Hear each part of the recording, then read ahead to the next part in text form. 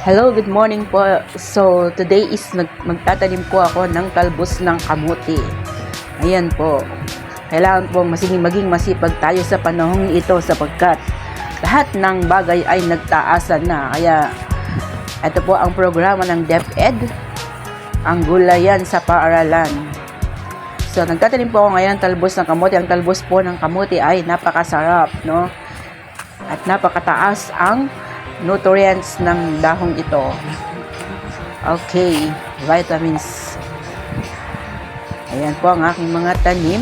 Nilagyan ko na po ito ng mga organic fertilizer. Ang gagawin ko lang po sa kamuting ito ay lalagyan ko po siya ng mga trailings, no? Itatayo ko po siya or balak po sa kanya ay ikukulatay ko po siya. Hindi ko po siya papagapang sa lupa. Ayan, dito naman po tayo sa iba po nating mga tanim. Meron po tayong kamatis. Ayan po, talong.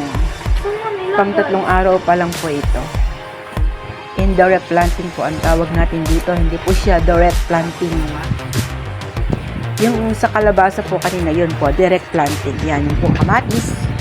Sa indirect planting yan. Oh, ito ang direct planting kalabasa.